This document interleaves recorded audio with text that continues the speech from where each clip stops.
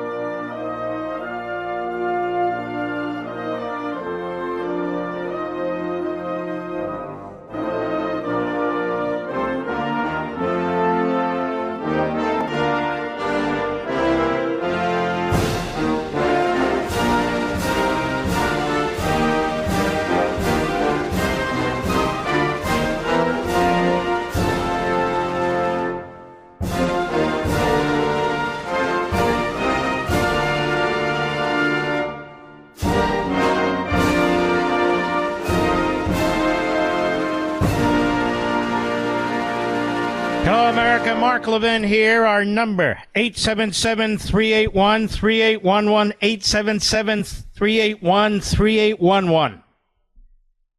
It's time for a rare but necessary Levin surge, America. All you patriots out there. Please call your member of the House through the Capitol Hill switchboard, 202-224-3121. I'm posting it on my social sites. 202-224-3121. Yes, there are certain issues that matter to us all that are not addressed as we would wish in this bill. But there are many, many very important provisions in this bill that must be enacted. And if we don't get the bill enacted, there's going to be a massive tax increase. There won't be enough ICE to protect us on the border. There are Medicaid issues. We don't want illegal aliens getting Medicaid, and we don't want able-bodied men and women who refuse to put in 20 hours a week getting Medicaid either. That's not what Medicaid was ever for. We have a minuscule majority in the House of Representatives. Like it or not, it matters. If we had 30, 40, 50 more conservatives in the House and maybe 10 more conservatives in the Senate, you and I could impose our will. But as it is now, Donald Trump has done everything humanly possible to get the very best bill he can. We can sit here and twiddle our thumbs and whine about it. You've got individuals who want to beat their chests. That's all well and good. But this is where we are. This is what we have. There's a reason why the Democrats are jumping up and down in opposition to this bill. So I want to strongly encourage you, my fellow patriots, Levinites. This is one of those rare occasions when we use the Levin surge, as we have in the past decades, to block legislation and to support tax cuts. There are tax cuts in this bill that should positively affect the vast majority of you in my audience. The vast majority. So it is time for a Levin surge. It is time for patriots to come together, to make your voice heard, to flood the Capitol Hill switchboard, starting right now, 202-224-3121. That number will be on all my social sites. 202-224-3121. I remember when I served in the Reagan administration for 8 years, no bill was good enough. A massive tax cut. I remember it in August of 1981. And you had people saying, well, there'll be massive deficits and the cuts don't go far enough. The greatest tax cuts in American history. These will now be the greatest tax cuts in American history. And the truth is, it created extraordinary growth in our economy. Our economy exploded with growth. Business creation and entrepreneurs. It exploded with growth. Job creation across the board. This will do the same thing.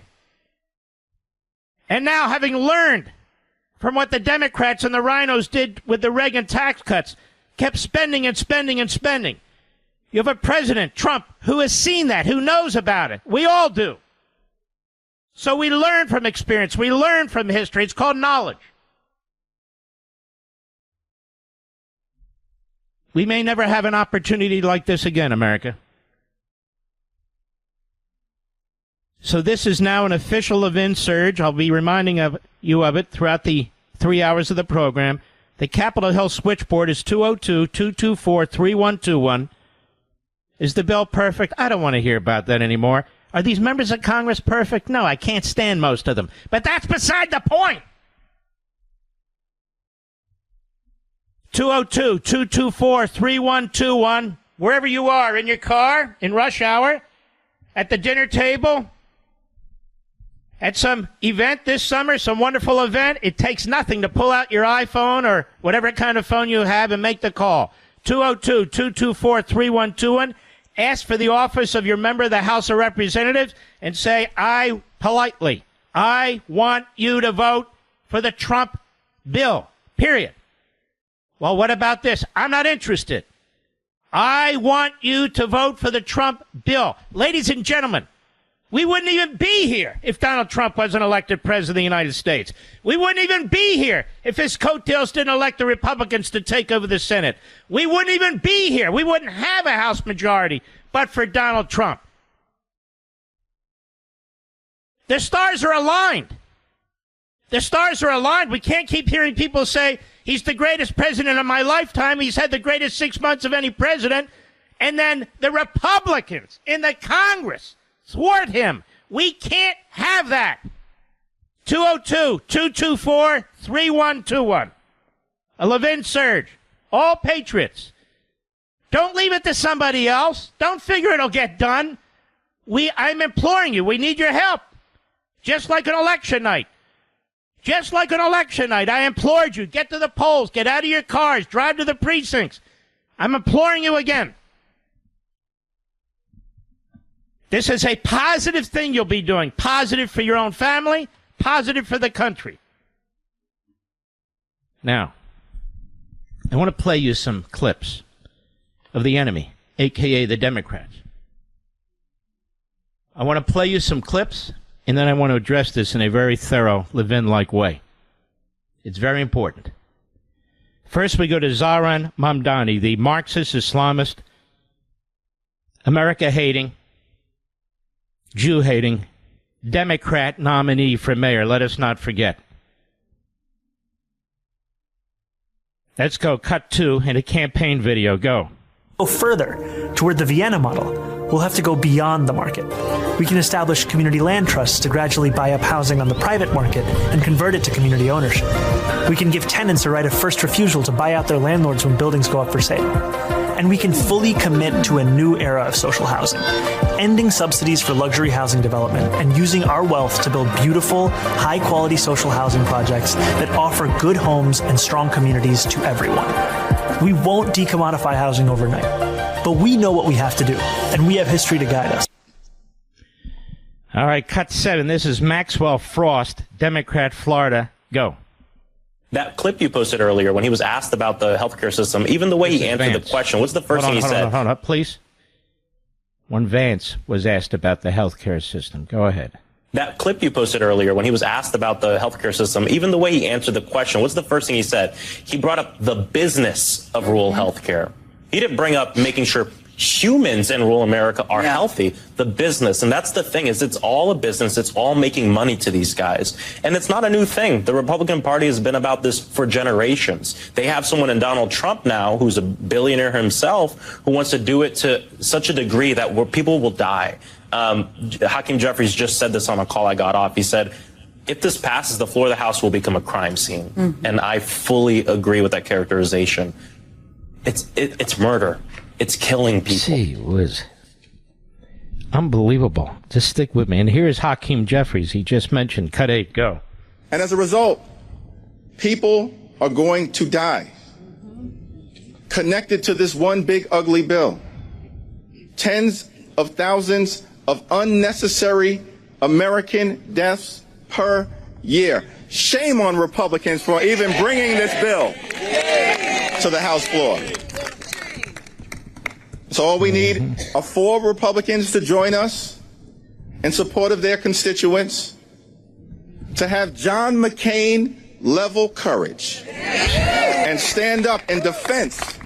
They hated McCain, too, by the way, as you may recall. Go ahead. Of the American people. All right. One more. Pelosi on the floor today. Cut 10. Go. The gentleman just ended by saying to vote for this big, beautiful bill. This big, beautiful bill? Well, if beauty is in the eye of the beholder, then you, GOP, you have a very blurred vision of what America is about. Is it beautiful to cut off food from seniors and children? Is it beautiful to cut off... She's slurring her speech now. It's time to hang it up, don't you think? Go ahead. Million people from health care. Is it beautiful to do this, to give tax cuts to billionaires in our country? Is it beautiful to take money from education and the rest? The list goes on and on. Dr. King nearly 60 years ago said, of all the forms of inequality, injustice in health is the most shocking and the most inhuman because it often results in physical death. We come to this floor with a moral force of Dr. King's words in our heart.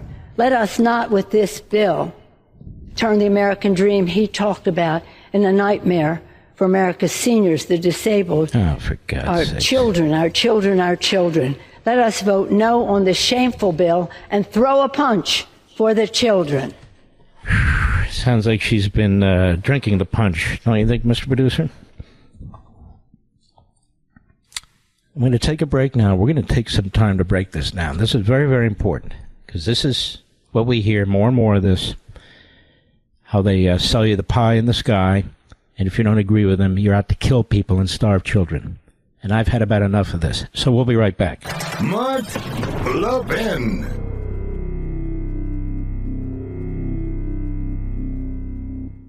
President Trump is in Washington with a mandate from the American people to solve the border crisis, reverse the effects of Bidenflation, and restore American greatness. But since January 20, judges across our country have consistently been blocking President Trump's attempts to fulfill his mandate. The Heritage Foundation has been analyzing the situation, and they've been able to identify the legal issues with these judges' actions, as well as the solutions that can end this potential crisis. Now, to see the results of the Heritage's analysis for yourself, go to heritage.org/Levin, heritage.org/Levin. There you'll gain exclusive access to the Heritage Foundation's guide to solving the problem of limiting President Trump's executive actions. Stopping these judges might be the only way to protect Americans and take back our nation. So go to heritage.org/Levin, that's heritage.org/Levin, and get your free copy today. That's heritage.org/Levin, paid for by the Heritage Foundation.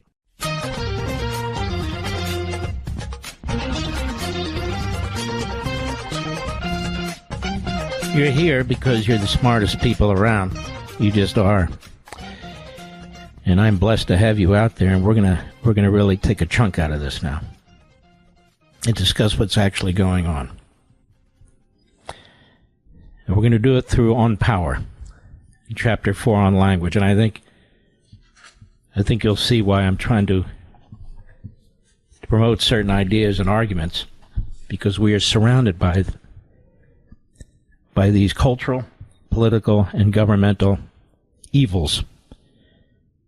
So when it comes to language, I point out the pursuit and maintenance of negative power, which is what the left stands for, require the utilization of negative techniques of communication, including manipulation, deception, repetition, deceit, concealment, distraction, and fearmongering, in language that is intimidating, self-serving, and orchestrated. Now, does that not describe exactly what you just heard, Mr. Producer?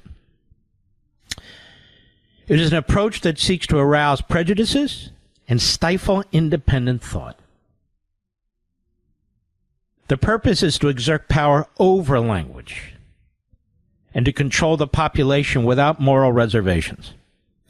Indeed, morality itself is said to be relative or nothing but an abstraction, concealing the rot of open societies and democracies and obfuscating the exploitation of the people. In the political context, when language is applied this way, it strikes a central part of the democratic system, denying the body politic information with which to make knowledgeable, qualitative, and collective decisions. And ladies and gentlemen, this book comes out in 4 weeks, and I think describes to a T, what you're hearing and watching right now. Of course, this is the intention of its practitioners. Moreover, communication of this sort exists for the purpose of arousing and angering the citizenry and exhorting them to action that is destructive of the existing society and their own lives and lifestyles in service to the demagogue and his aims. So we're talking about this guy running in New York.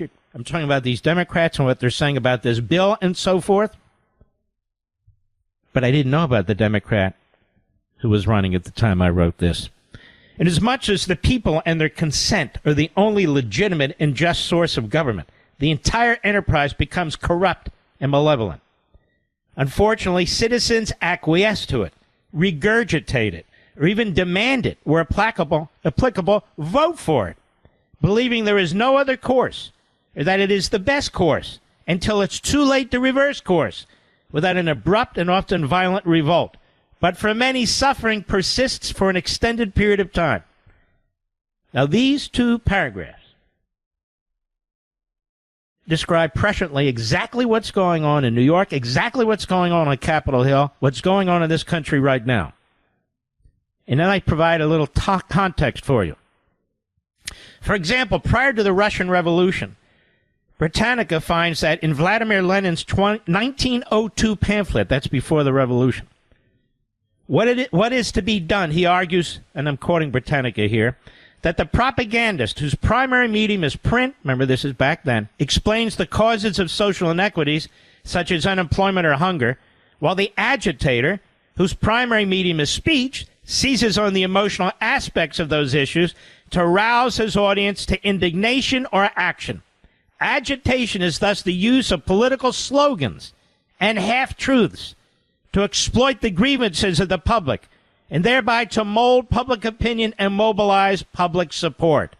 Propaganda, by contrast, is the reasoned use of historical and scientific arguments to indoctrinate the educated and so-called enlightened members of society, such as party members, such as Democrats. The combination of agitation with propaganda is called agitprop, A-G-I-T-P-R-O-P. The term agitprop was originated and invented by the Soviet Union in its Communist Central Committee Secretariat. Now, I want to go on with this. We're going to take a break. I hope you'll stick with me. I think it's crucially important because this is precisely what is taking place. When you watch how I write these books, American Marxism explains the whole Marxist process that's been going on and tailored for the United States and the West, really. Now what I'm digging into here are the entrails of it, what you're seeing, the exercise of power through propaganda, the exercise of power through language.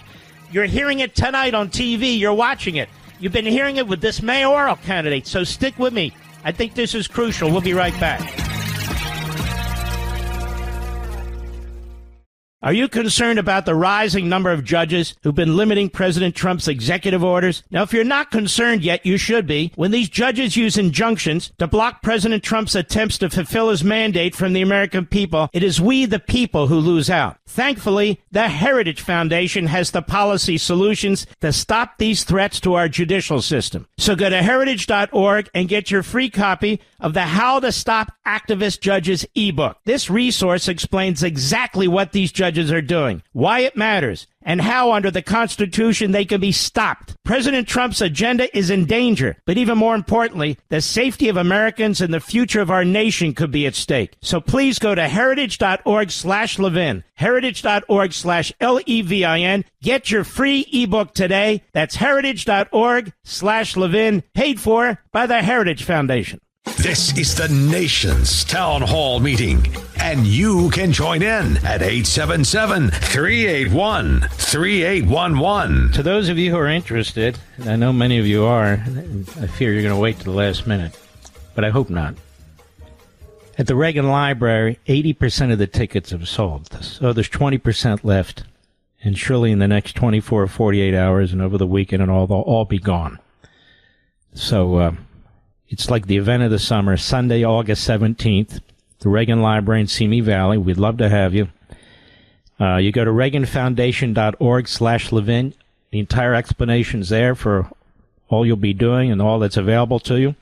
reaganfoundation.org/Levin. It's up there on my social sites one more time, reaganfoundation.org/Levin. And it's a book signing, it's dinner, it's I don't give a speech, we have a conversation, we'll go over these things. Some of the things I'm going over with you right now, some of the things we'll be discussing, and I want to get back to it. So if you're really interested, you better jump in, because I spoke to the Reagan Library right before I came on the air here, and they said, Mark, you better warn people, because what happens is we get stragglers and other people that they say, okay, I waited, I heard from Mark, okay, I'm just letting you know. Let's go on. On power, Chapter 4 on language, because language is crucial. Language is key. Again, for Marxism and other forms of autocratic ideologies and governing systems, negative power is exercised through language. And this is what you're hearing now with this guy running in New York, and you're hearing from those who are opposing this bill right now, on the Democrat side at least. That is tailored to lord over the people and control the society and culture. Language is a tool of the state that serves the state. It takes on an official character. It is limited, prescribed, restricted. It compels certain types of speech and suppresses other forms. Hannah Arendt, a historian and philosopher who escaped the Third Reich, she defined it, simply put it, as thought control of the people. And this is what you're seeing right now. Arendt explained further that what she called totalitarian propaganda involves the use of indirect, veiled, and menacing hints of violence to non-believers. Oh, you're going to be killing people. You're starving children. We're there right now, right? Claims of scientific prophecy is distinguished from old-fashioned appeals to the past and to absolutist systems which suppress men from this history of the human race. It employs absurd predictions, to avoid discussion. Absurd predictions to avoid discussion, for only the future can reveal its merits. Arendt observes that totalitarian propaganda highlights socialism and race as two key categories of exploitation, because they neatly lend themselves to group identification and exploitation. That is, class and ethnic warfare. You hear this from the guy running as the Democrat nominee in New York. You heard it from Pelosi, Jeffries, and others whose clips I played for you a half hour ago.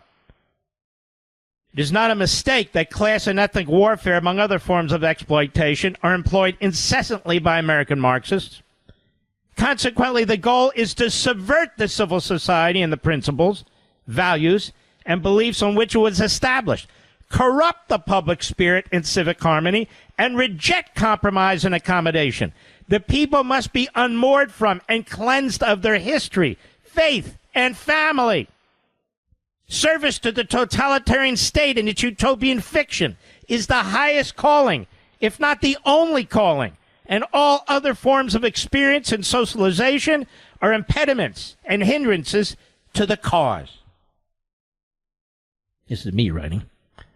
Of course, democracies are not immune to this plight. In fact, they are susceptible to it. Negative power, and That's what you're saying, and I describe it at much more length, but I can't read the whole book. Albeit to a different degree than in totalitarian regimes, in which I earlier referred to it as soft negative power. However, an examination of its influence in democracies first requires a review. And I'm not going to get into that review because it'll be too long in the book. But I do want to remind you of this later in the chapter on language. An additional area worthy of examination involves truth.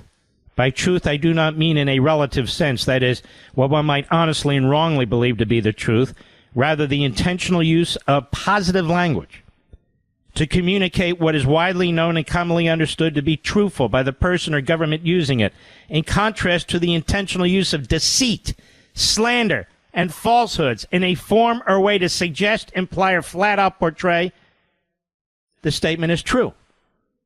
This is similar to other forms of negative language, such as propaganda and manipulation, that may be used in an identical manner. They may also contain a kernel of truth. However, truth is a real thing, and the exactitude with which it may or may not apply in a certain situation or form of communication does not negate its existence. For example, eternal truths are in fact universally known, whether or not they are adhered to and embraced. Now, as an example, America, let's take a look. Let's take a look at another constitution, this time the Soviet Constitution, or what they called Stalin's Constitution, of 1936. Ready? Article 123, equality of rights of citizens of the USSR, irrespective of their nationality or race, in all spheres of economic, state, cultural, social, and political life, is a indefeasible law. Any direct or indirect restriction of the rights of, or conversely, any establishment of direct or indirect privileges for citizens on account of their race or nationality, as well as any advocacy of racial or national exclusiveness or hatred and contempt, is punishable by law. This is Stalin's Soviet Union. This is his Constitution, 1936. Article 124, in order to ensure to citizens freedom of conscience, the church in the USSR is separated from the state and the school from the church. Freedom of religious worship and freedom of anti-religious propaganda is recognized for all the citizens.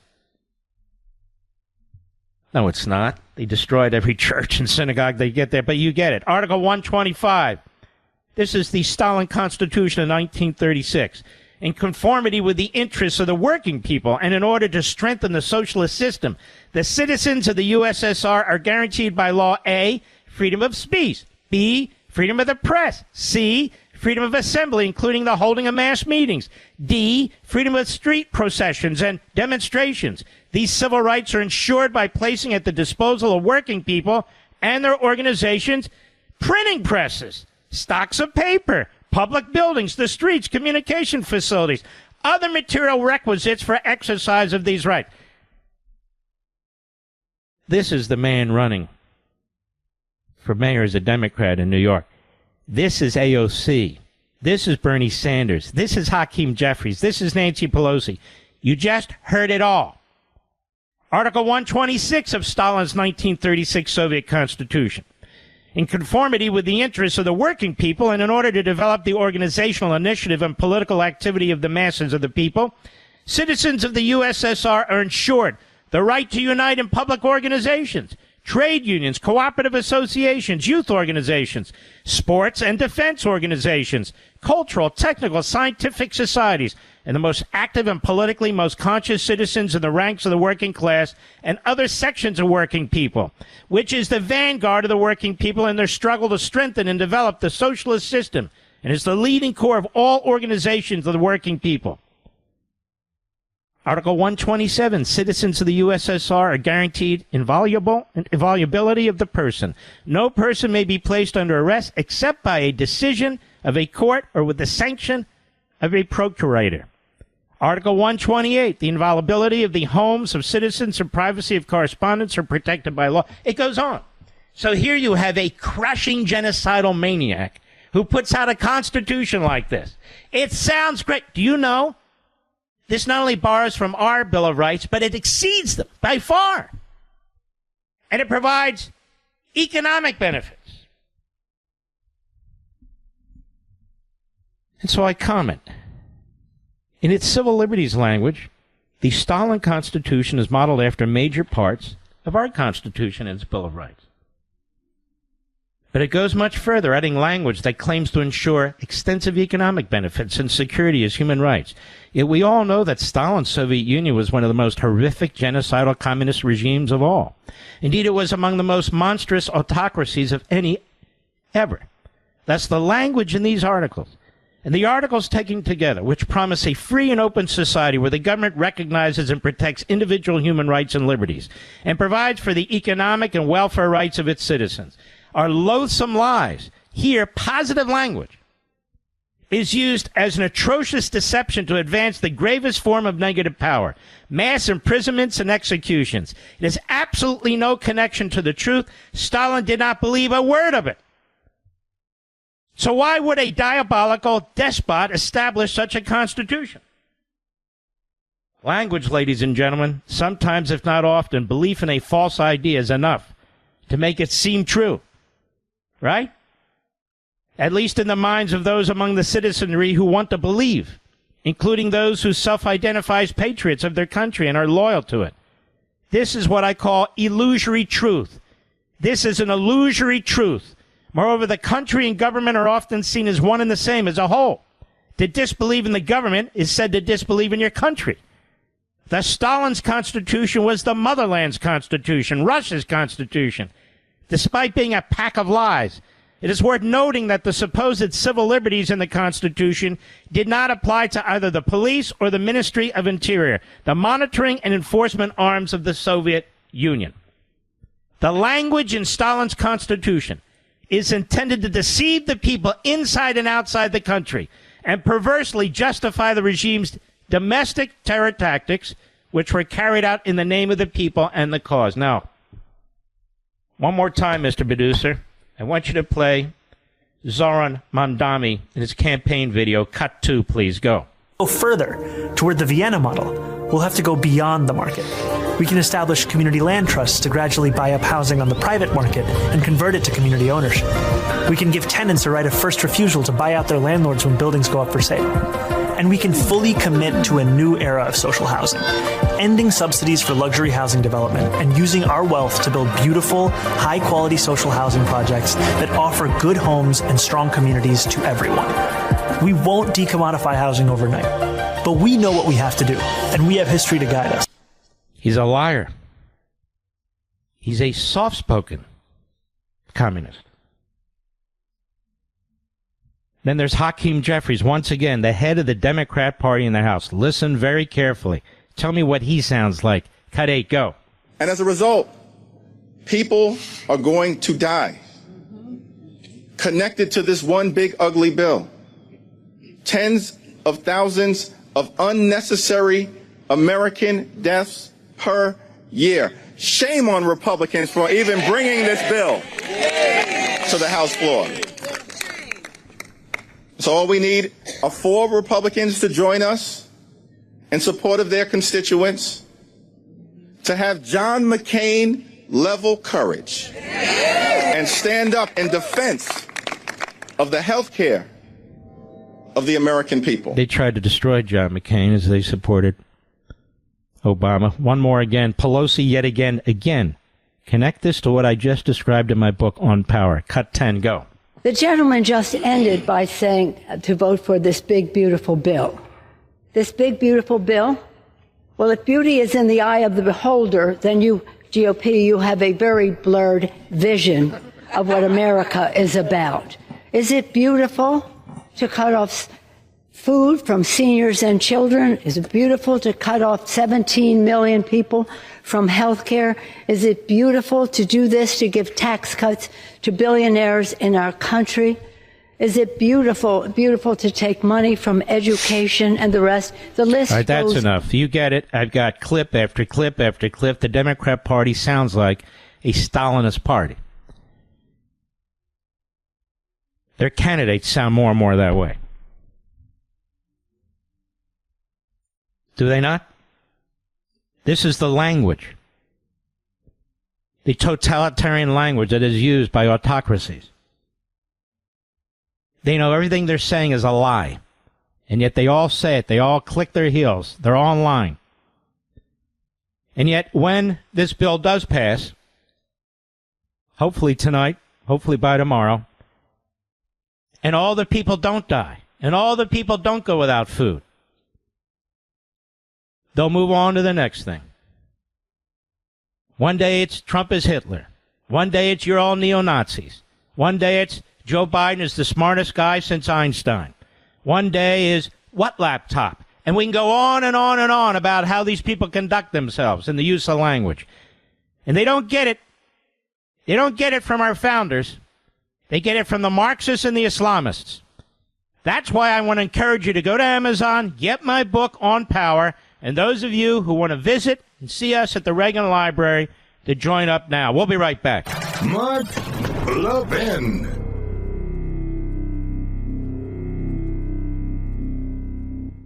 President Trump is in Washington with a mandate from the American people to solve the border crisis, reverse the effects of Bidenflation, and restore American greatness. But since January 20, judges across our country have consistently been blocking President Trump's attempts to fulfill his mandate. The Heritage Foundation has been analyzing the situation, and they've been able to identify the legal issues with these judges' actions, as well as the solutions that can end this potential crisis. Now, to see the results of the Heritage's analysis for yourself, go to heritage.org/Levin, heritage.org/Levin. There you'll gain exclusive access to the Heritage Foundation's guide to solving the problem of limiting President Trump's executive actions. Stopping these judges might be the only way to protect Americans and take back our nation. So go to heritage.org/Levin, that's heritage.org/Levin, and get your free copy today. That's heritage.org/Levin, paid for by the Heritage Foundation.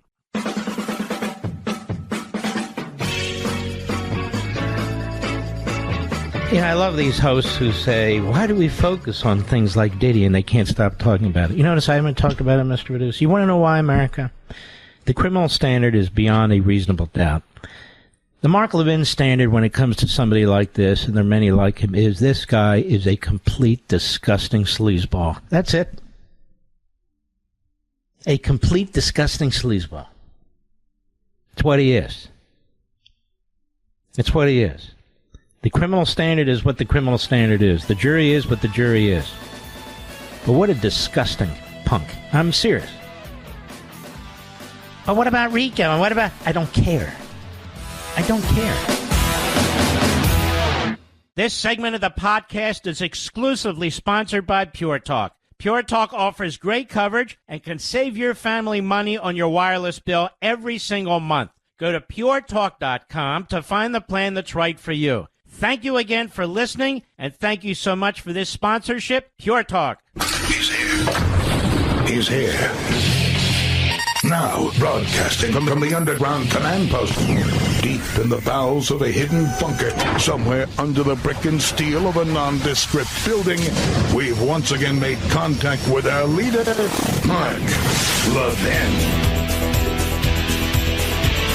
Welcome back, America. Mark Levin here. Our number, 877-381-3811, 877-381-3811. We have a Levin surge on right now to pass what I call the Trump bill. We're not going to get anything better. We need these tax cuts. We need that Border Patrol getting the support it needs and ICE getting the support it needs. There's many things in that bill that we have to have.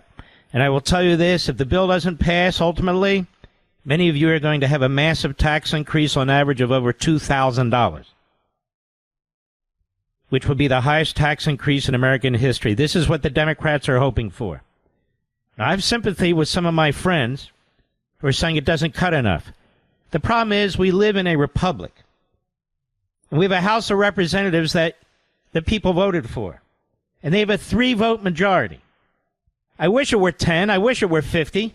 I wish we had the red wave everybody kept talking about. But we do have a majority in the House and a majority in the Senate.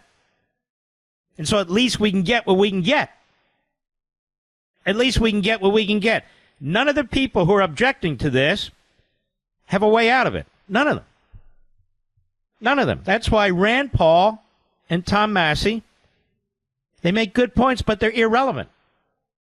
They're irrelevant. We live in a republic. There are other representatives, and they don't agree with them. So what do you want to do? There's a lot of good things in this bill, too. Many. The Trump bill needs to pass. They wouldn't have a majority in the Senate. They wouldn't have a majority in the House but for him. And let's be blunt about it. And I remember, again, in October 1981, when we had one of the greatest tax cuts in American history under Ronald Reagan. Enormous economic growth. And people were poo-pooing that bill, too. Now, Donald Trump put out a Truth Social tweet tonight. Check that this morning. And he said nobody's talking about growth. What he's saying is the tax cuts will create enormous amount of growth on top of his other economic policies. We're reindustrializing America. That's what his tariffs are intended to do, to reindustrialize America in the face of the communist Chinese and the rest. And he wants a massive tax cut across the board that has nothing to do with billionaires or millionaires, with people who are average income earners or less. He's trying to protect people who get tips. He's trying to protect people who work overtime. He's trying to protect senior citizens. He's trying to protect people who provide assistance to a loved one who is ill. There's all kinds of great things in here. Does it go as far as we want? No, of course not, because we only have 3 majority in the House. And when you look at the Senate, when you looked at you needed J.D. Vance, the vice president, president of the Senate, to break a tie vote, you can see what's going on here. In other words, every prima donna can blackmail the whole group. Now, we've all been in meetings like this where we look at the guy and say, look at that a-hole over there. Right? Haven't you, Mr. Producer? We always have 1 or 2. Okay, great. But they have no fix. They have no resolution. That's the problem. Now, if more would get elected, we'd have some room to operate, but we have none. And under those circumstances, this is pretty damn good. So, we have an official Levin surge. Here's the number. You'll get the Capitol Hill board. They'll ask you for the name of your senator or House member. Have the name of your House member ready. It'll go to the House member. And I'm told now everything's going to voicemail because we've clogged up the lines. That's okay. In voicemail, be polite, be civil, but make it clear. You're my representative. I expect you to vote yes on the Trump bill. Please do. Have a good day. They keep track of this. It matters. It matters. Here's the number, and it's all over my social media on our various platforms. 202-224-3121. Hello, 202-224-3121. Again, 202-224-3121. The Reagan Library wants me to remind you, and I agree with them. They're probably more now. They're 80% sold out. If you want to join us on August 17th, Sunday, 1:30 p.m., book signing, our discussion together, questions and answers, and a lovely dinner to the finest library in America. It certainly is. And give honor to the Reagans who are buried there and so forth. It's a beautiful place. And they have the Dead Sea Scrolls there. Can you imagine the timing of this? The coincidence? Please join us. And if you don't join soon, you're not going to be able to. I'm just being honest. It's at the end of the summer. We do this purposely so many of you can come. We have a lot of people come in RVs. A lot of people come in different ways and so forth, all over the country. This will be our only event on the West Coast, even beyond the West Coast. I mean, I said it's west of Virginia. That's about it. So it's 2/3 of the country if you want to join us there. Again, it's ReaganFoundation.org/Levin, ReaganFoundation.org/LEVIN. We'd love to have you there. It will be sold out. It's just a matter of when. How do we know? Because this is our 9th time. That's how we know. I am so disgusted what happened in Idaho. That this subhuman monster murdered these 4 beautiful young people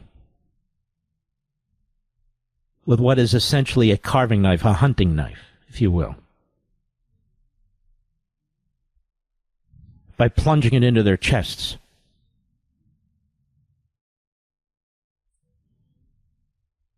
Now, those of us who have children that age or younger or older, a little bit, actually you don't have to imagine what they must have been going through when they awakened to this.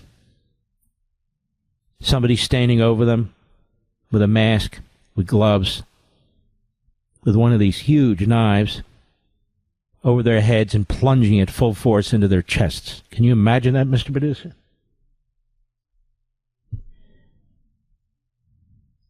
He killed 4 people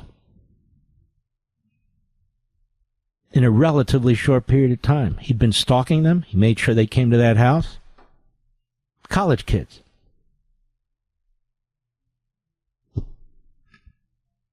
And this district attorney is a real piece of crap. Apparently this is the first time he's entered into a deal like this. Did it in the 1990s, and yet they keep re-electing him and electing. I don't know what's wrong with people. I really don't. I don't know what's wrong with people. Why would you elect a scumbag like this? That's right, Mr. DA. Tough guy. Oh, they'll throw the book. Somebody who jaywalks. Oh, yeah. You have a mass murderer who committed these horrific offenses. We all knew it. How hard is it to prove this? Why is it so hard? Was there a screw-up? Who are the screw-ups? I'm so sick of these screw-ups.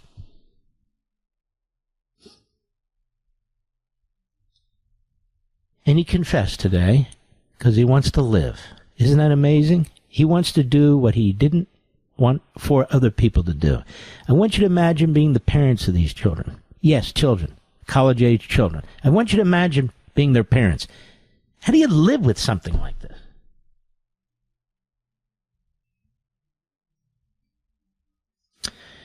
Well, here he is in court, Bryan Kohberger.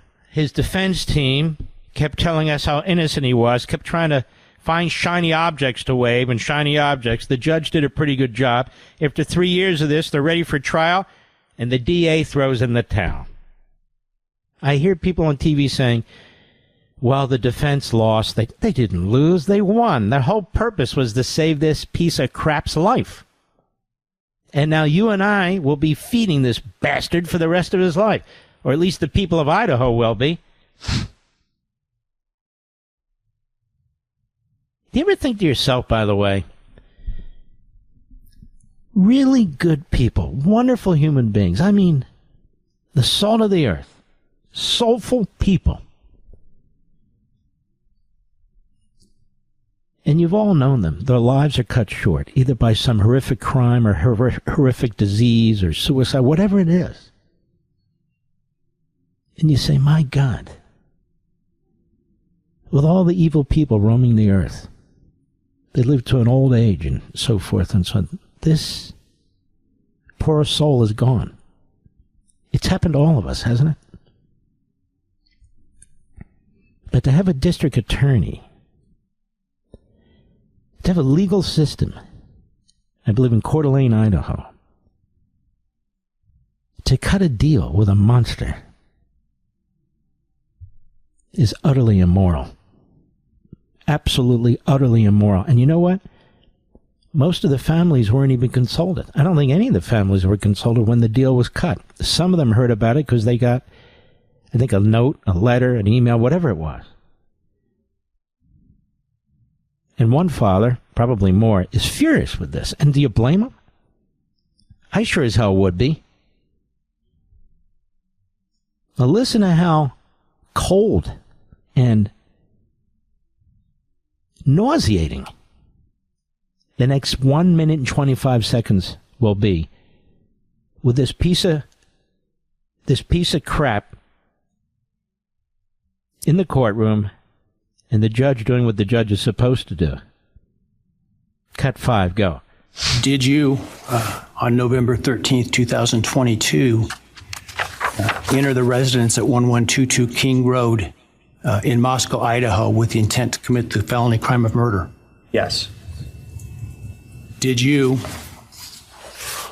on November 13th, 2022, in Latah County, state of Idaho,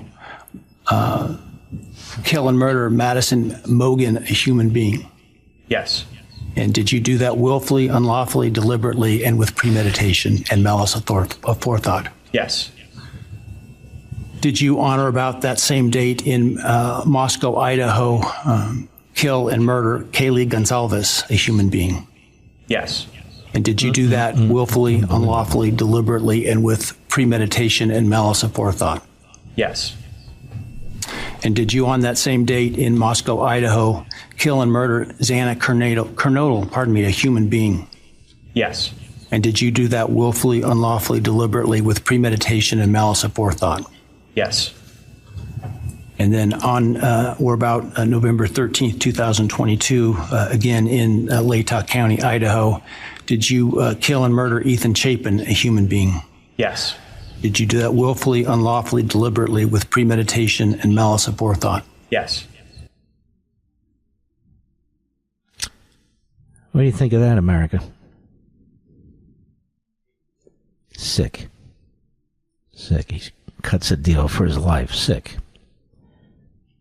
I'll be right back. Mark Levin.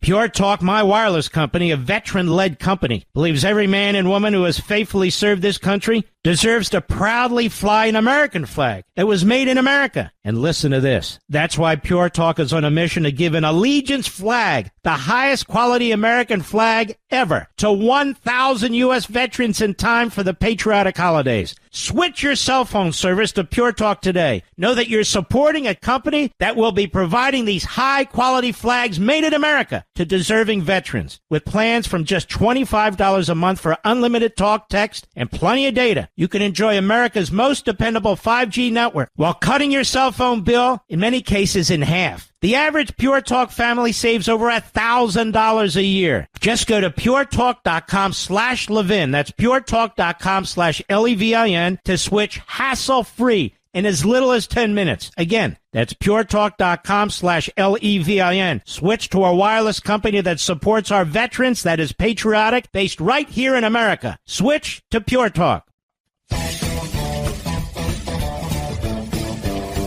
I've told you many times, and most of you agree with me, that if you hate Israel, you hate America. If you hate America, you hate Israel. We're talking about Judeo-Christian belief systems and values, the Holy Land, from where we get the basis for our Declaration and Constitution.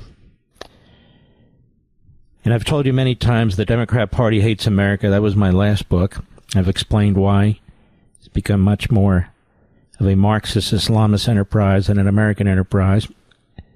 We've spent the first hour and a half of this program proving that, I believe, as we have many years over the course of this broadcast. Harry Enton is a CNN chief data analyst for CNN today, and I want you to listen to this. I want you to listen to this because I just read an article where a significant percentage of young Republicans don't support Israel either. So the anti-Semites who are on the internet all the time, these older guys, some of whom are confessed felons, some of whom are Svengalis, some of whom are perverts, whatever they are, they know who they are and we know who they are. They're having an effect on younger Republicans. They're turning them not just against Israel, but our values in our country. And they have more in common with the Marxist Islamists than they do with you and me. And that's why I will continue to battle them and confront them. But let us continue with Harry Eaton over at CNN. Cut one, go. Who Democrats sympathize more with, Israelis or Palestinians? In 2017, the Democratic Party was a pro-Israeli party. Look at this. They sympathized with the Israelis by 13 points, more with the Israelis than the Palestinians. But look at this sea change. Now Democrats sympathize more with the Palestinians by 43 points. Oh, my God. That is a change in the margin of 56 points over the course of just 8 years. So all of a sudden, it's the pro-Palestinian position that actually reigns supreme in Democratic politics, not the Israeli position. And that is part of the reason why Mamdani was able to do so well in this primary, because those attacks over Israel, simply put, did not ring true for Democrats. They're now on the side of the Palestinians, not the Israelis. I mean, this is... No. They're on the side of Hamas, not the Israelis. Let's get our language clear. All those protests. Go ahead. A much bigger issue, specifically with Mamdani, though. I mean, an outspoken critic of Israel. He's facing continued criticism, though, for not being... Excuse me. He's more than an outspoken critic of Israel. He's an anti-Semite, global global terrorism. It seems to me to be a big deal. And, of course, his Marxist policies. And so, I mean, all right, go ahead. Against anti-Semitism, that is for sure.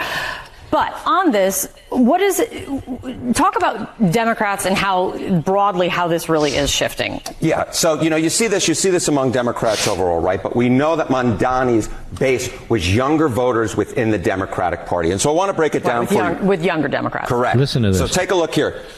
Who age 18 to 49 Democrats sympathize more with, the Israelis or the Palestinians? Again, in 2017, younger Democrats sympathize more with the Israelis by 14 points. Look at this shift now.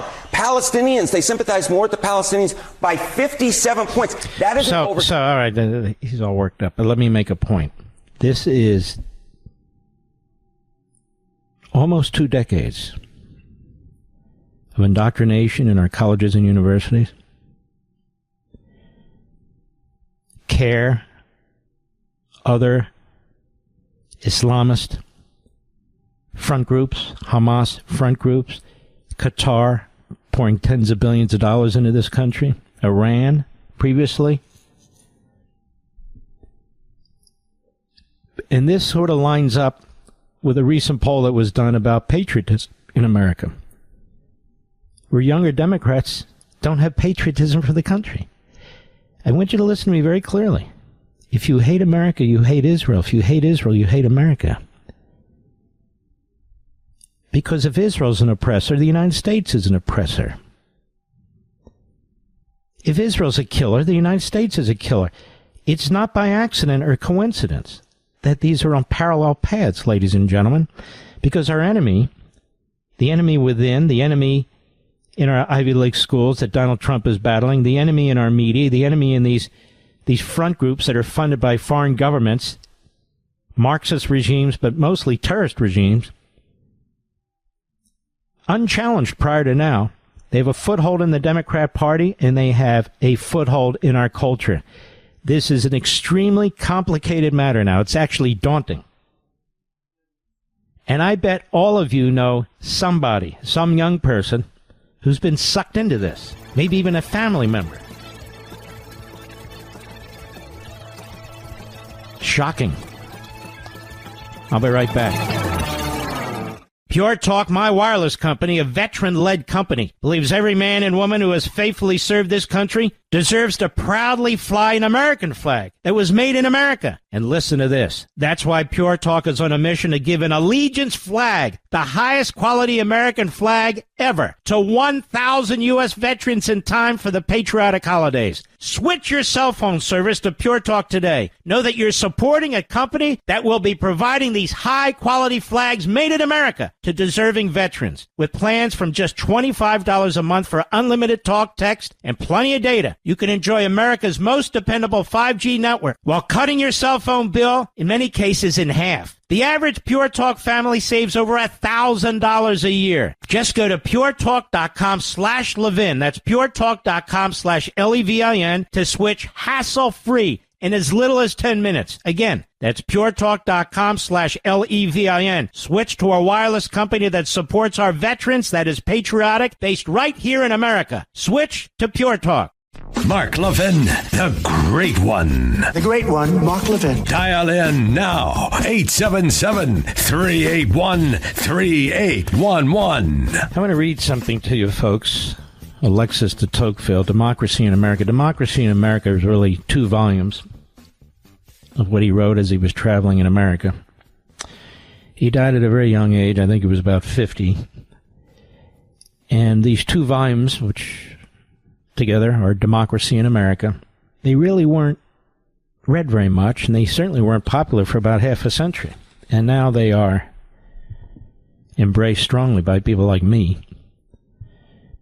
And so, in my book on power, I quote the following paragraphs, and tell me what you think. And by the way, this is what we're going to do at the Reagan Library. We have interaction. It's an intimate discussion, and it's just fantastic, just for those of you who've never participated. In his book, Democracy in America, Alexis de Tocqueville, the renowned French political scientist and historian who traveled throughout America, presciently wrote in 1840 what he believed could be America's downfall as a democracy, a massive administrative state. Here's what he said.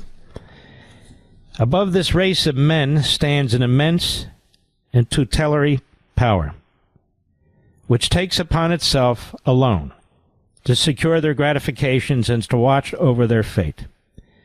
The power is absolute, minute, regular, provident, and mild. It would be like the authority of a parent if, like that authority, its object was to prepare men for manhood, but it seeks, on the contrary, to keep them in perpetual childhood. It is well content that the people should rejoice, provided they think of nothing but rejoicing. For their happiness, such as a government willingly labors, but it chooses to be the sole agent, does the government, and the only arbiter of that happiness. It provides for their security, foresees and supplies their necessities, facilitates their pleasures, manages their principal concerns, directs their industry, regulates the descent of property, and subdivides their inheritances. What remains but to spare them all the care of thinking and all the trouble of living? Thus, it every day renders the exercise of the free agency of man less useful and less frequent. It circumscribes the will within a narrower range and gradually robs a man of all the uses of himself. The principle of equality has prepared men for these things. It has predisposed men to endure them, and often to look on them as benefits. Absolute genius. He goes on, after having thus successfully taken each member of the community in its powerful grasp and fashioned him at will, the supreme power then extends its arm over the whole community. It covers the surface of society with a network of small, complicated rules, minute and uniform, through which the most original minds and the most energetic characters cannot penetrate, to rise above the crowd. The will of man is not shattered, but softened, bent, and guided. Men are seldom forced by it to act, but they're constantly restrained from acting.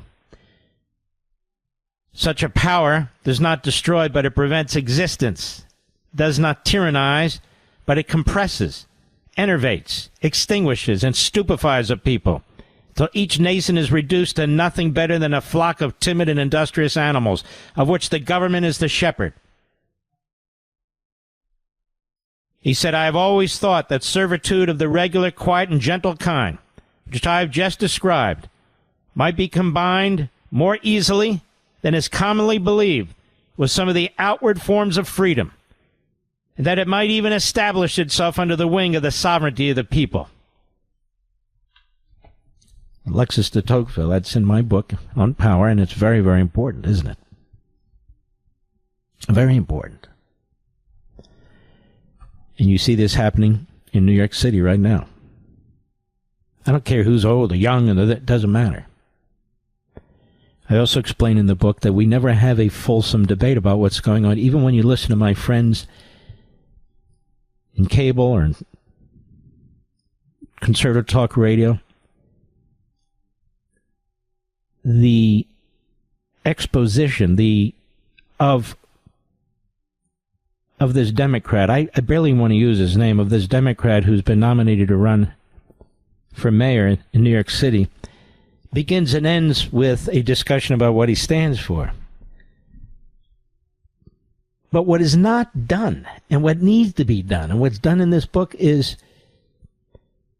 these people need to be exposed, not just by going point by point, but explaining what the real cost is for these so-called free benefits that they're stealing from other people.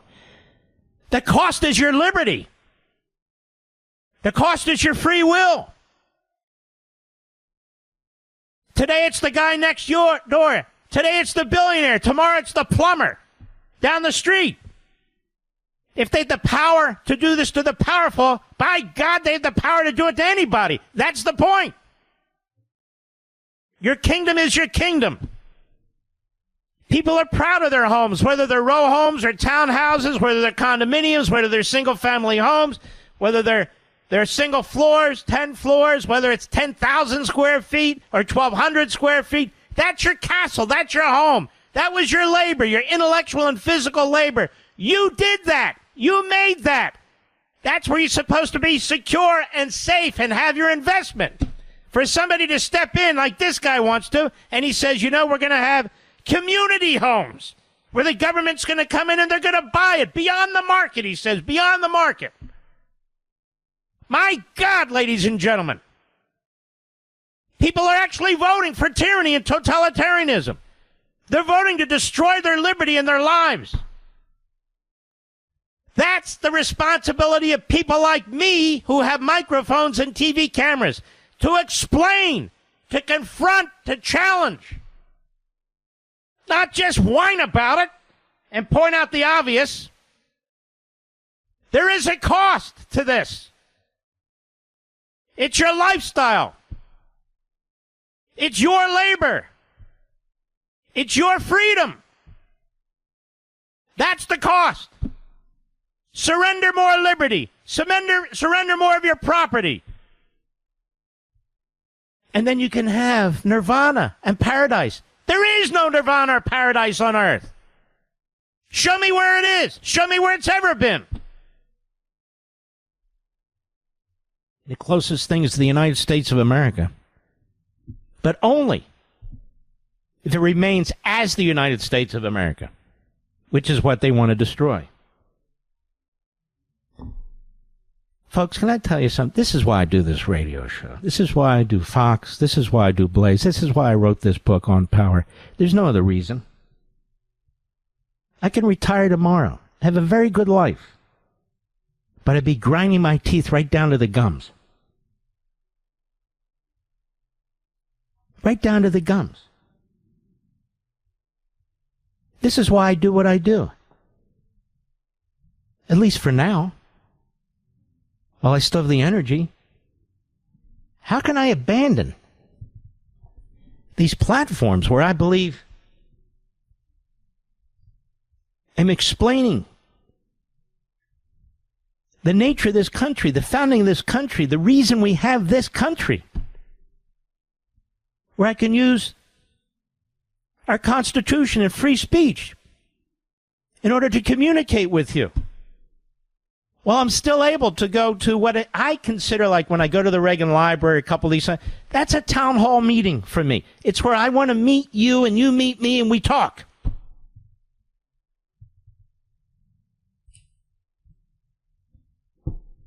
There's people who write books and there's people who have people write books for them and they slap their name on it. Have you noticed how consistent my books are? Except for Rescuing Sprite, which was a very important book. But the other 10 books,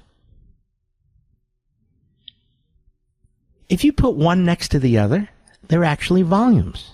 There's volume 1, Men in Black. There's volume 2, Liberty and Tyranny. There's volume 3, Ameritopia. One after the one after the other. It's not an accident. I don't write self-help books. I don't write books about who did this and who did that and made me what I am today. And I don't care about that stuff.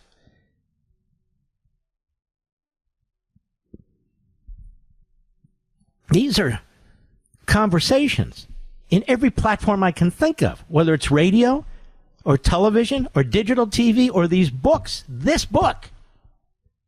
And they relate to exactly what's going on today. It's a goal to try and push back, to try and re-educate some people, educate some people, and move certain people to at least speak out at the dinner table or church or synagogue or wherever you go. That's the goal. That's what we're going to do at the Reagan Library. That's what we do at these other signings and so forth. But that's what we do right here.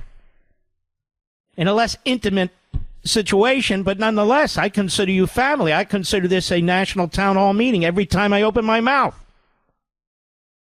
You're here voluntarily. Nobody puts a gun to your head. You got 1,000 things to do.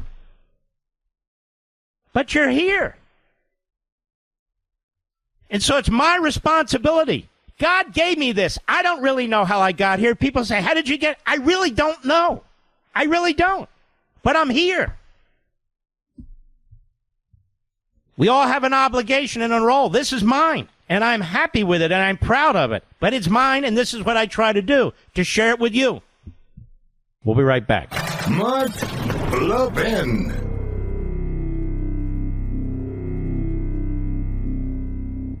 Pure Talk, my wireless company, a veteran-led company, believes every man and woman who has faithfully served this country deserves to proudly fly an American flag that was made in America. And listen to this. That's why Pure Talk is on a mission to give an allegiance flag, the highest quality American flag ever, to 1,000 U.S. veterans in time for the patriotic holidays. Switch your cell phone service to Pure Talk today. Know that you're supporting a company that will be providing these high-quality flags made in America to deserving veterans. With plans from just $25 a month for unlimited talk, text, and plenty of data, you can enjoy America's most dependable 5G network while cutting your cell phone bill, in many cases, in half. The average Pure Talk family saves over $1,000 a year. Just go to puretalk.com/Levin. That's puretalk.com/Levin to switch hassle-free in as little as 10 minutes. Again, that's puretalk.com/Levin. Switch to a wireless company that supports our veterans, that is patriotic, based right here in America. Switch to Pure Talk. Don't forget, we are activists here. That's what we are. We don't just sit like bumps on a log. We are activists. We have an active Levin surge. One of the rare Levin surges where we try and organize the nation.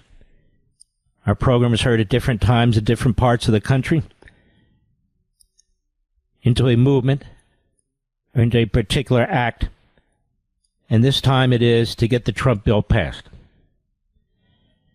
Now, just some of you who hear us late at night, they have voicemail systems in Congress and so forth and so on, so please leave a civil, polite message.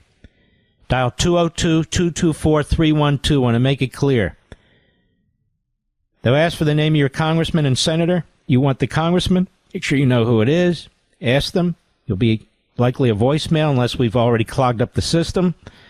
And leave the message. Congressman, I voted for you. I expect you to vote for the Trump bill. The good, the bad, and the ugly. This is the best we can do, and we need it now. And I want those tax cuts. And I want the border folks and the ICE people to get the backup that they need. It's that simple. 202-224-3121. 202-224-3121. And if we had a bigger majority, we could get more things done. But we don't have a bigger majority. We're lucky we have both houses as Republican, and that's due to Trump. Period. Period, period. 202-224-3121. An active Levin surge going on. Whoever can hear me, whatever time of day or night, go ahead and make that call, and please leave a very civil but clear message. You expect them to represent you. But there is a little good news here. Congress, Democrats see favorability ratings hit 4-year low. They ought to hit low for low lives. That's right. Congressional Democrats are facing their lowest favorability ratings in 4 years. New York Gov Economist polling conducted between June 20 and 23 among almost 1,600 adults. Just 30% of Americans hold a very or somewhat favorable view of the Democrats in Congress. 62% view them unfavorably. 62% view them unfavorably. Meanwhile, in another poll, Donald Trump has the highest rating among Republicans in the first 5 months of a presidency ever since records were kept, even squeezing out the great Ronald Reagan. Did you hear what I said? Okay, folks, now's the time. We have a Levin surge. Please call 202-224-3121. Tell them who your member of Congress is. If they're not answering live, leave the voicemail. Be polite. Vote for the Trump bill.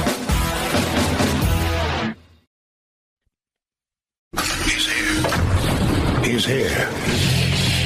Now, broadcasting from the underground command post, deep in the bowels of a hidden bunker, somewhere under the brick and steel of a nondescript building, we've once again made contact with our leader, Mark Levin. Jim Jordan will be on the program in about 15 minutes. Hello, America. I'm Mark Levin. Welcome, welcome, welcome. You want me to do a radio? Hello, Mary. Hello. Anyway, it's a pleasure. Thank you for being here. We have a Levin surge going on right this moment, 202-224-3121, and that is the Capitol Hill number, 202-224-3121. Let's shut down the lines, folks. What do you say? All of you. All of you. Just grab your cell phone or whatever you use to make phone calls. Let's do this. We can do this. Everybody ready? Here, let's do this. Levinites, everybody listening. Some of you in your cars, just be careful.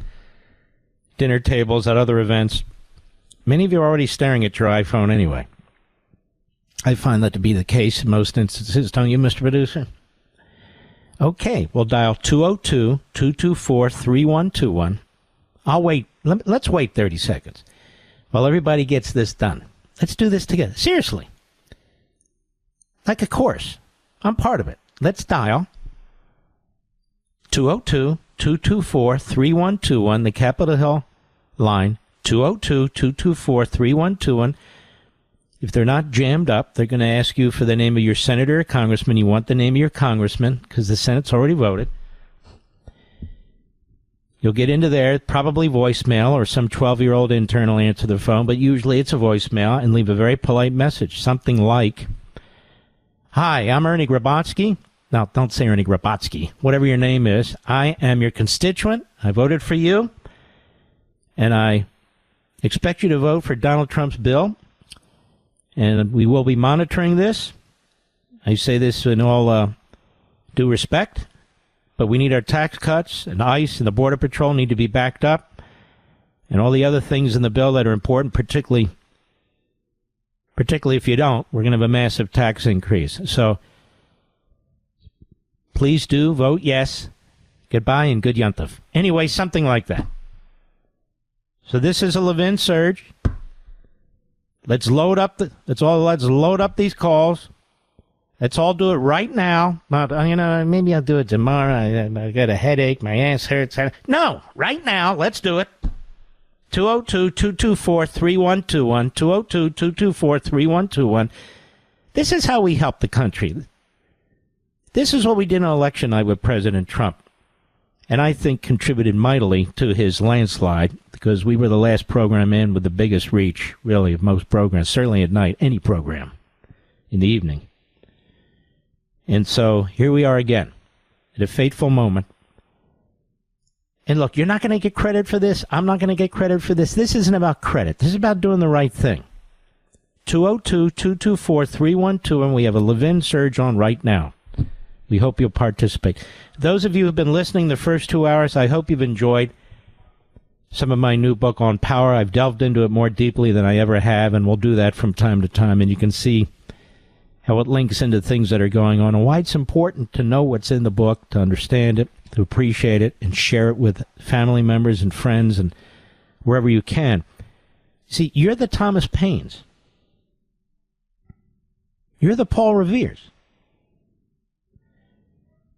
I'm simply an author here, and I want to provide the millions and millions of you who are out there with what I have found in a way that I believe is useful, because ideas do have consequences. Word of mouth is very, very important. If you just influence 1, 2, 3, 5 people, but even one person, that impact is huge, because that person talks to somebody else too.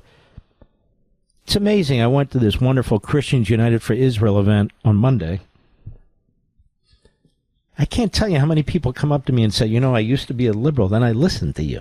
Byron Donalds talks about this, how he was in his car driving in New York, which he's originally from, and he was pretty much a lefty, and he said, who the hell is this guy who's yelling at me on the radio? I'm intrigued by this. He will tell you the story. He tells the story all the time. He's a good guy. And he says, I started listening to what this guy said. Okay, I want you to read this book on power.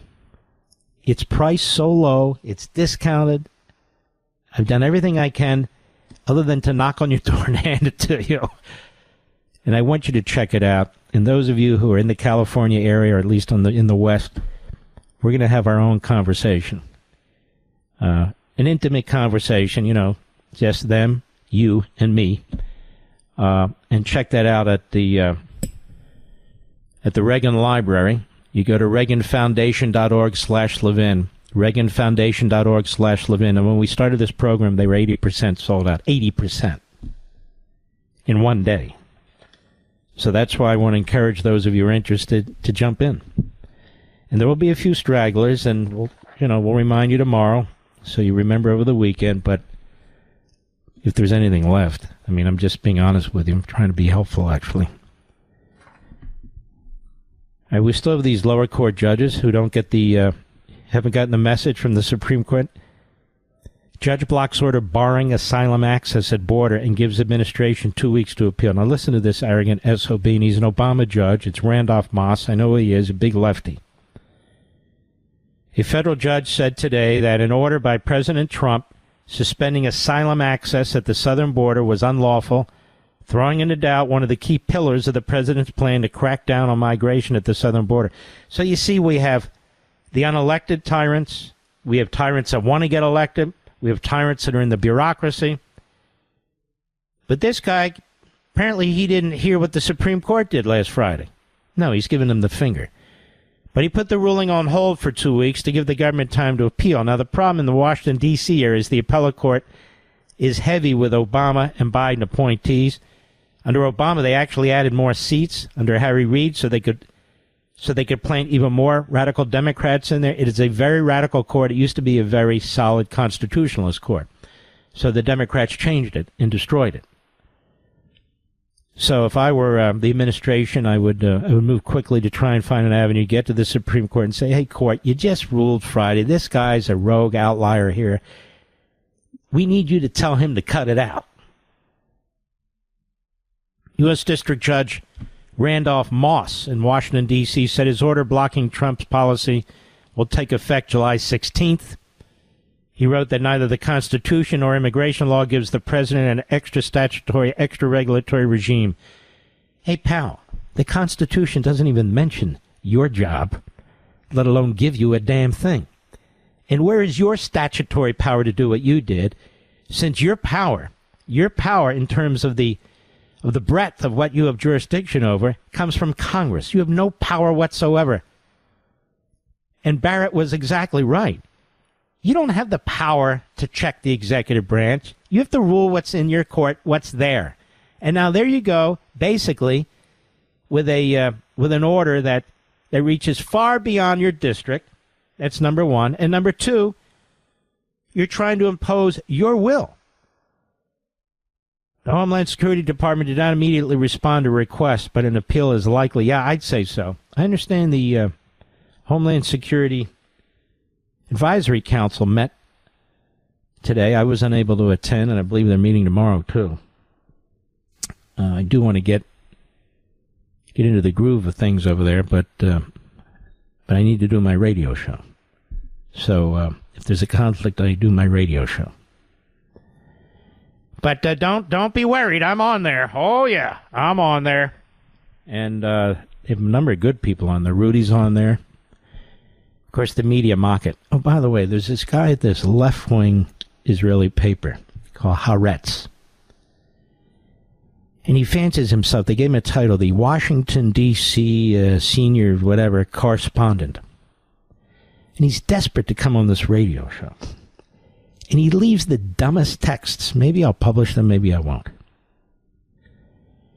You know, I've listened to you for years, and I don't agree with anything you say, but that's the fun of it. Now, this is a journalist, Rich. Can you believe that? I've listened to you for years, but I don't agree with anything you say, but that's not a journalist. That's a left-wing kook opinion writer. But this so-called news outlet is notorious for being radical left. Notorious. He wants to know when I post things if it influences POTUS. First of all, how the hell do I know? Secondly, why would I even talk to him? Why would I talk to him? Somebody calls me from Pravda or Al Jazeera. Am I going to talk to them, Mr. Producer? Why would I give him an audience of 14.5 million people when he probably has 12? There, pal, I answered you. I'll be right back. Mark Levin.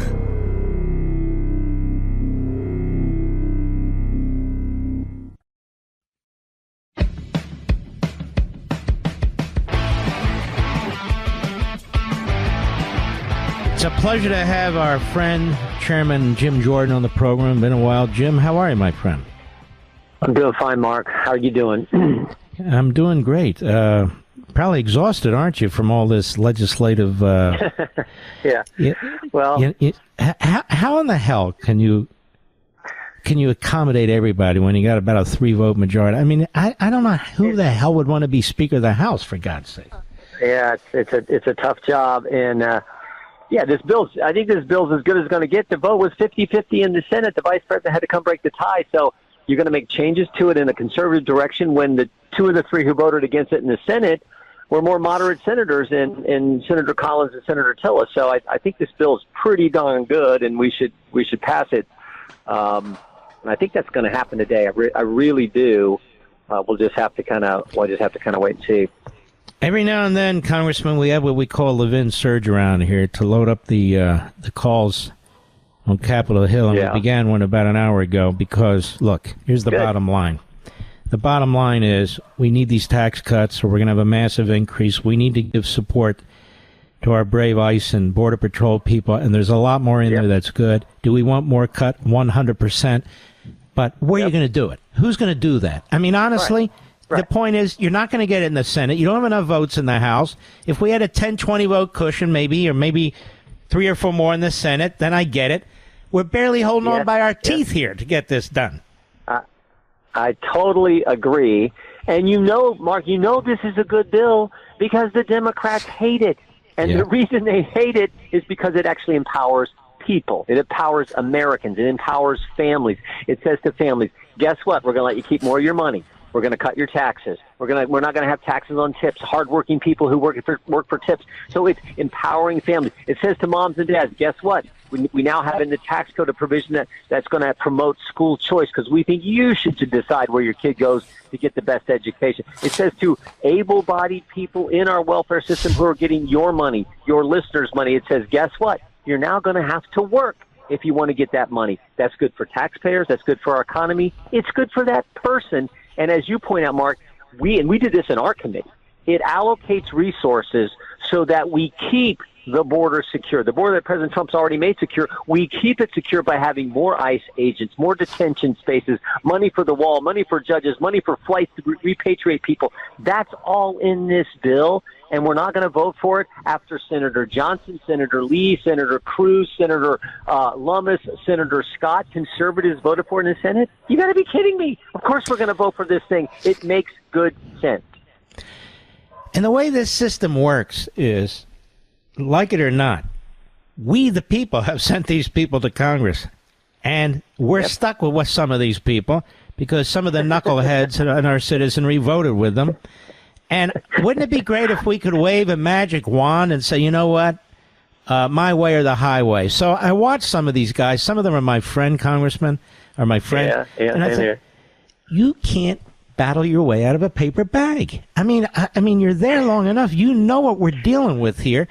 So I feel like many of them should get out during the election cycle and help us elect more conservatives. Some of them, they keep pulling in money for themselves. They're in relatively safe districts. They call my show and say, please, can I come on? I have a better idea. Let's get some more of our guys elected so we can make more cuts, right? Well said. Well said. Here's the other thing I think is important for us all to remember, and you understand this. Momentum is important. It's important in sports. It's important in politics. And right now, President Trump it's a wave of momentum. We've seen the numbers, his approval numbers amongst Republicans and base voters and all kinds of Americans are off the charts. We just had the successful operation in Iran. He just went to NATO, got those countries to ante up more for the defense of our country and their countries. And of course, we have a secure border that he's done in the first 7 months of his presidency. And now we're going to stop a bill that cuts taxes for American families? Are you kidding me? So I think we need to remember that as well. It makes so much sense just to pass this thing. Now we got some other things we got to deal with. I get that. We'll get with them down the road. But let's get this thing passed and let the president sign it on the 4th of July, for goodness sake. That'd be great. And this really is a pro-growth bill. That's the focus. And that, like you put out this morning, and that was very Reagan-esque, too. You say, look, we need to slash these taxes. We're going to reindustrialize America. we need to have a massive economic, expansion in these tax cuts, most of which go to the middle class. And these tax cuts are what are going to look. Kennedy did it, and Reagan did it, and Trump did it before. They always work to grow the economy, don't they? Yeah, whenever you let regular people keep their money and not give it to the bureaucracy here in D.C., not give it to the government agencies, whenever you give it to the people, it's better spent. It's good for them, their future, their goals, their dreams, their kids, and our economy and our country. That is just fundamental Republican principle, but it's the truth.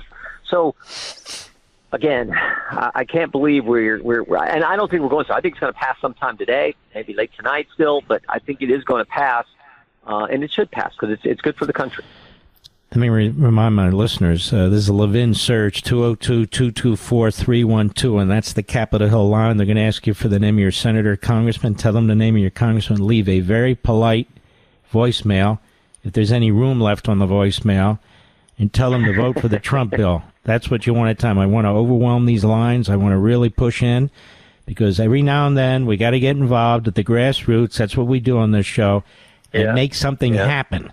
Great. And that's us. It's our country. We got to make it happen. Now, you make a great point. Yeah. Wouldn't it be strange indeed if it's the Republicans who blunt Trump's massive progress in the first 6 months? That's insane, is it not? Yeah. I mean, sometimes I think we have to be careful that we don't miss the forest for the trees here and understand that in the big picture sense, look at the momentum that we are generating as a party, that President Trump under his leadership is generating for our party, for our country. I don't think we want to stymie that in any way. So, like I said, let's get this passed. We can move on to some other things we got to deal with. I get all that, but this makes so much sense to me because Democrats hate it. They hate this bill, and that should tell us a lot. Not one single Democrat is supporting it. Conservatives in the Senate, conservatives in the House, conservatives like Mark Levin are supporting it. That's why it makes sense, I think, as well, to pass this thing. Jim Jordan, I heard it from God himself, Hakeem Jeffries, who said thousands of people, tens of thousands, are going to lose their lives if this bill is passed. Let us engage on that point after the bottom of the hour. We'll be right back with the great Jim Jordan. Mark Levin, the thunder on the right. Call in now, 877-381-3811. We're here with our friend, Jim Jordan, speaking of thunder on the right. Jim, you've been in Congress how long now? 18 years.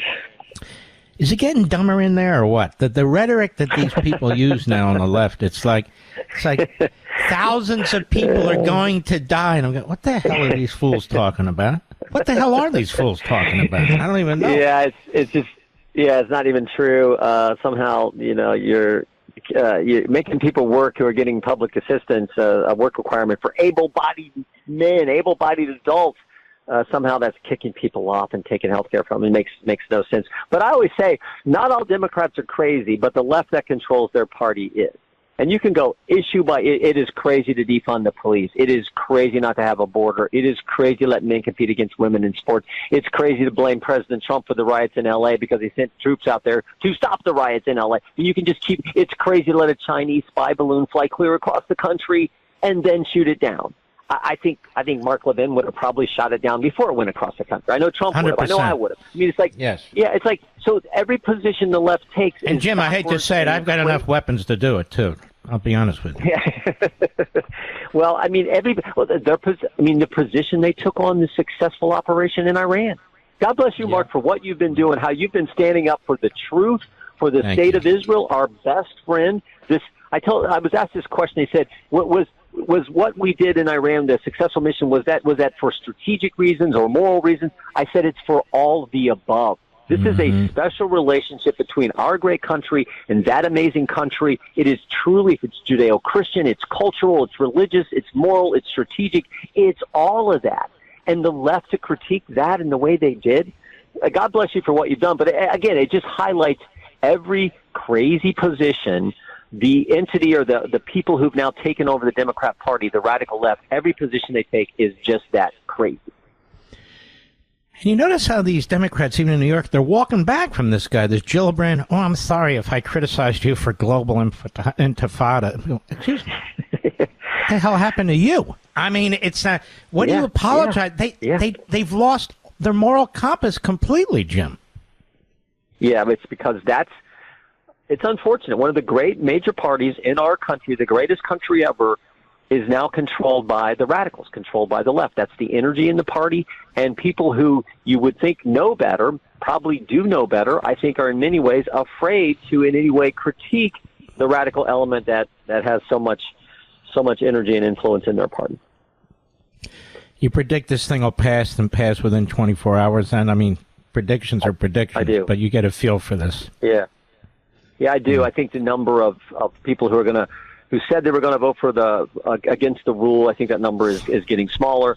I think the president's had a number of conversations with people, the speaker and others have had as well. So I do think we're going to get this passed. And as we talked about in the previous segment, I think this is just good for the country, good for American families. And we're getting this grassroots movement. This audience is activist, like no other audience in radio. I'm being very honest. That's what we do here. Jim Jordan, God bless you, my friend. Hopefully I'll see you one of these days. You too.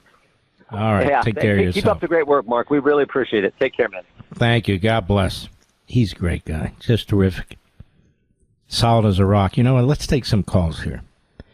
Jim, Naperville, Illinois, the great WLS. Jim, how are you, sir? I'm doing fantastic, Mark, and thank you very much for your call, to have a call into the Washington and let them know what we think. I did make that call, and I wish that every Levin listener would get off their butts and talk to their friends and have their friends that don't necessarily listen to the show make the call. I live in Illinois. I'm stuck with Sean Caston. I still made the call and let them know exactly on their voicemail, let them know exactly where I stand and why I stand, and let them know that I'm very vocal, I'm very articulate about it when I'm in the public space. So, even though, one voice can influence maybe 20 other people, 10 other people, whatever. So true. In the same district. God bless you, brother. I'm with you. Daniel, Winchester, Virginia, the great WMAL. Daniel, go right ahead. Yeah, first I wanted to say happy 4th of July to you. You're truly thank you. The great one. Thank you.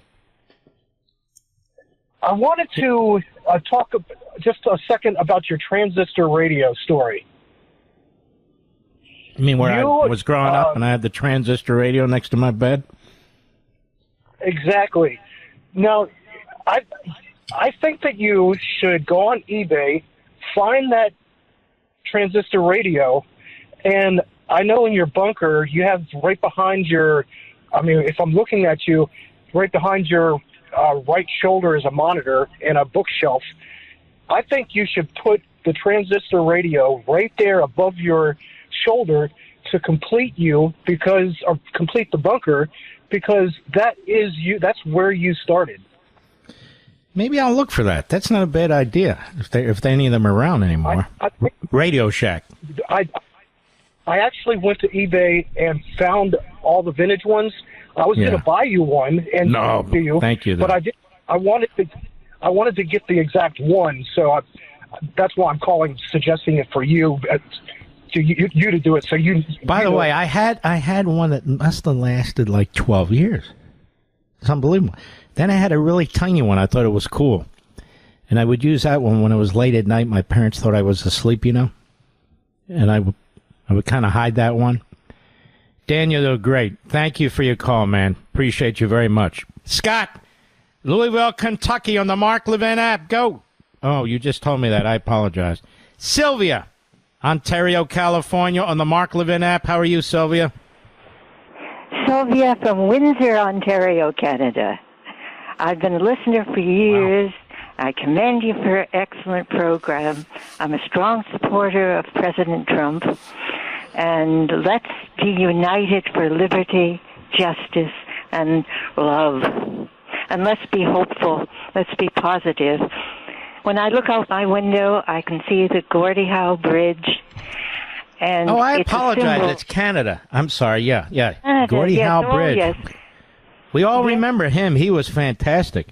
He was a very fine human being. Yeah. And he represents everything that's good. So let's keep on. They want us, the fascists, you call them the Marxists, whatever you want to call them, they want us to lose faith in our institutions, ourselves, our future. We mustn't lose faith. We must be positive. Americans and Canadians united for advancement. Oh, hold on. Americans, Canadians. That's ACUA. ACUA. Very good. Everything needs letters, you know. Thank you, Sylvia. That's great. Appreciate it very much. KSFO, Doug, Oakland, California. Doug, how are you? Oh, Mark, it's great to talk to you. I've been an admirer for years. I'm 71 years old. I'm up here in Northern California. Mm-hmm. And, my big You thing got to is come over to the Reagan Library in August. All of you Californians, let's go. Go ahead. I'm sorry.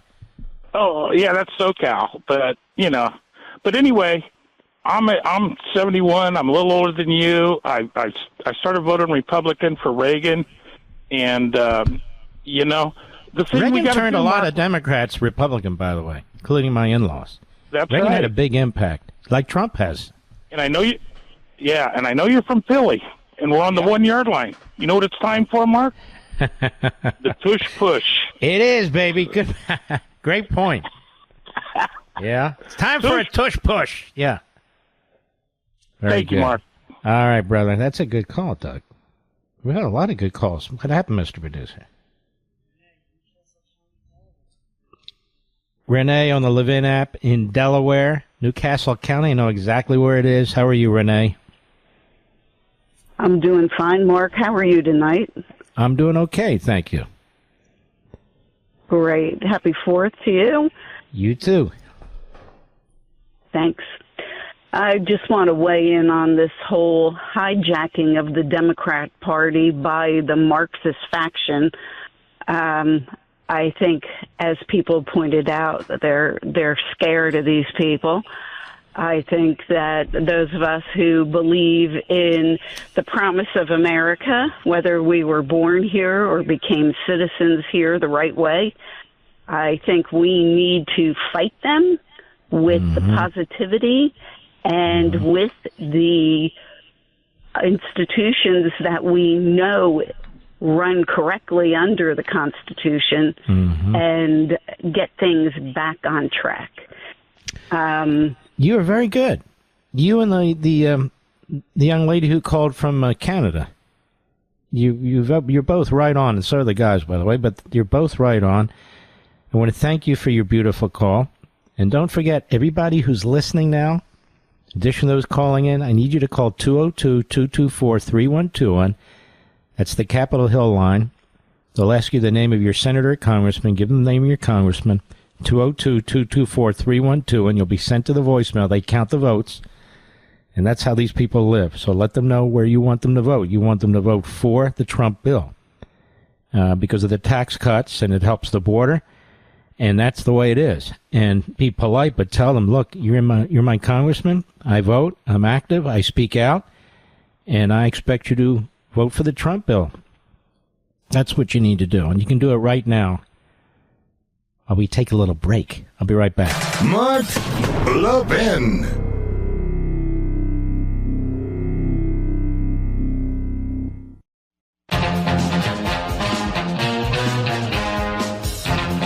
I feel bad we have to leave the show soon here,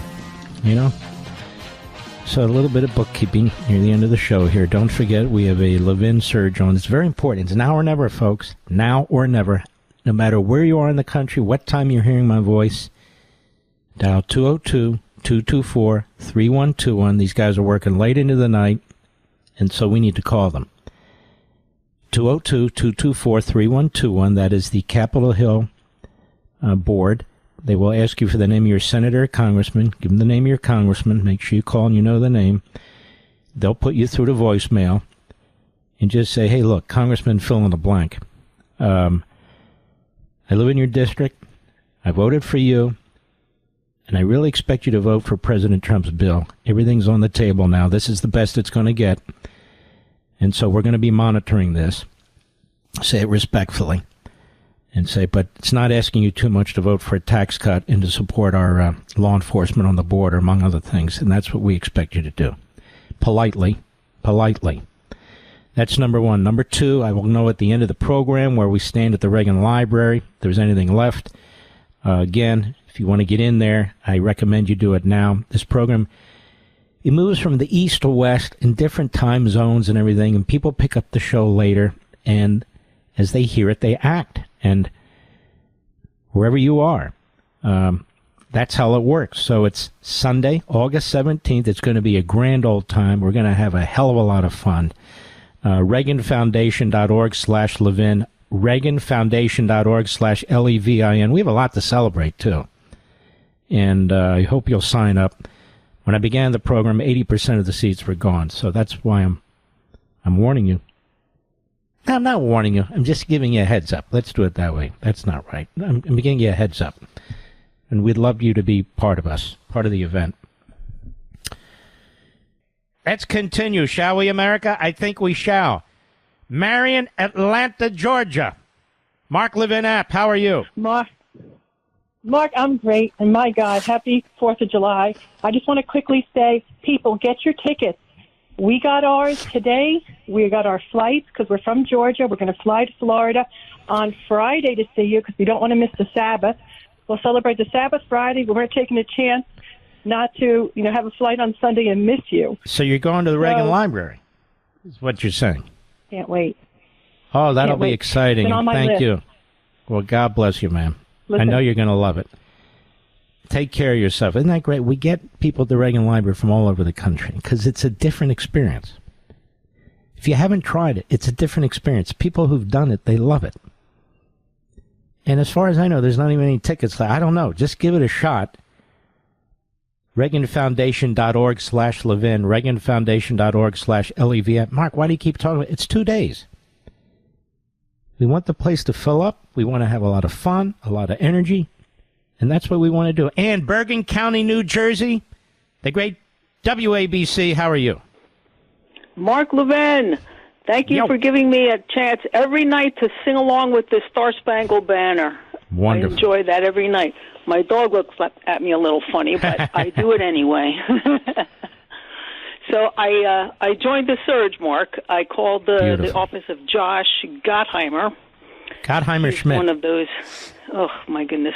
He's a phony. He's a pretend moderate. And, of course, when it counts, he always votes against us. Big zero. He never varies from the Democrat line. No. So. No. But it's important. I don't care who they are. Know who your congressman is. You're right, Ann. One more time, it's the surge, Ann. Thank you. 202-224-3121. That's Capitol Hill. Ask to speak to your congressman's office and leave a polite message. Vote for the Trump bill. By the way, go to Amazon.com and grab your copy of On Power. It's there, baby. And have a fantastic night. I love you guys. See you tomorrow.